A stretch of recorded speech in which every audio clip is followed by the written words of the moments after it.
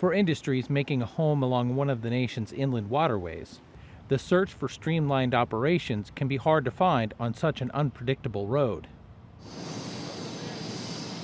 However, an idea putting two transportation technologies together is gathering attention.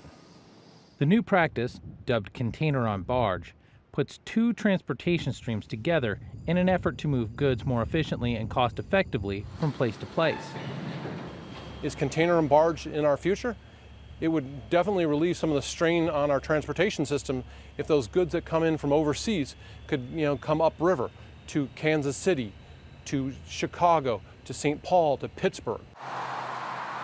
Trucking companies have moved goods from dock to warehouse, making sure to minimize costs by trying to never move an empty load. Getting commodities downriver by barge to southern ports for global export is a mainstay in the nation's business mix. However, for years, empty barges made a return trip high in the water.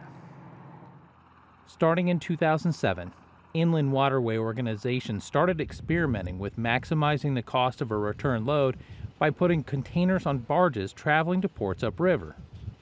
So we have our goods coming in that way that are currently on road or rail.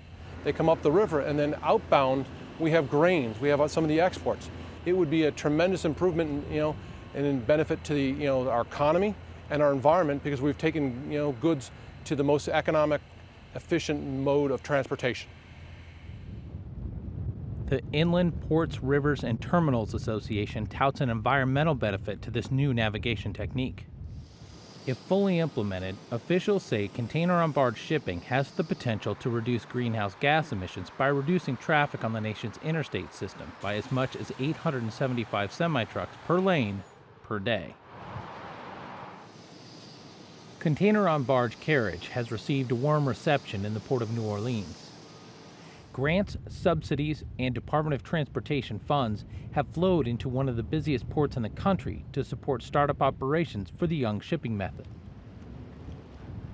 The Port of New Orleans is doing well. We are an unusual port in that we're not married to one commodity or one type of shipping. So we have containers, we have break bulk, we have some bulk commodities as well. We're a multi-purpose landlord port, as we like to say. And for the last year or so, business has been picking up. We've seen increases in our container volumes. We've seen increases in our imported break bulk cargoes. So overall, it's pretty good. Both the ports of New Orleans and Greater Baton Rouge were deemed attractive testing grounds for the innovative shipping method due to the diverse list of commodities that move through each day. Officials at both ports think the new style of moving goods will be attractive to business owners searching for new ways to streamline the cost of doing business.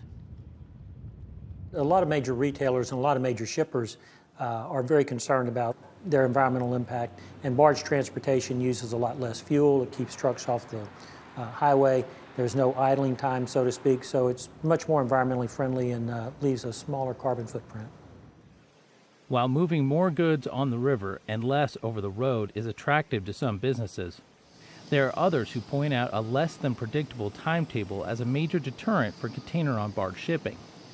A 15-tow barge navigating down the Mississippi River from the Midwest can expect the trip to last around 13 days.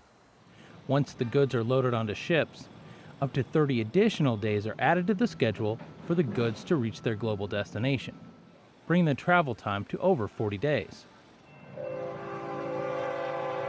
If the same products are loaded on a train and sent to the West Coast for export, the trip to the port can take up to 6 days, greatly reducing travel time and improving efficiency for shippers. Containerized shipping for agriculture, it's something that's growing. The inland waterway system is something that should be utilized more. It's not a congested system, but the problem is it's not a reliable system. Barge transportation, it's good at moving heavy product long distances at an economical price point, but it's not very good at quick turnaround, at transit times, at having a real rapid transit time. The experiment has gained some traction. As of 2015, the U.S. Department of Agriculture calculated 8% of all waterborne grain exports were shipped in containers. Another aspect holding back the practice from becoming more common is the drag put on shipping due to an aging infrastructure along the nation's inland waterways. For several years, environmental groups, the navigation industry, and agriculture advocacy groups have been raising red flags to Congress over the dilapidated state of the nation's lock and dam system.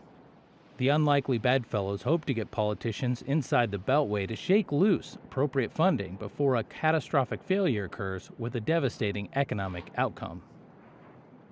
For agriculture and other stakeholder groups, we don't think it's an effective strategy to wait for a catastrophe and then pounce upon that to try to get something done. I think we can do a good job of portraying the importance of it, but then also conveying what the consequences would be if we still have this inaction from Washington, D.C.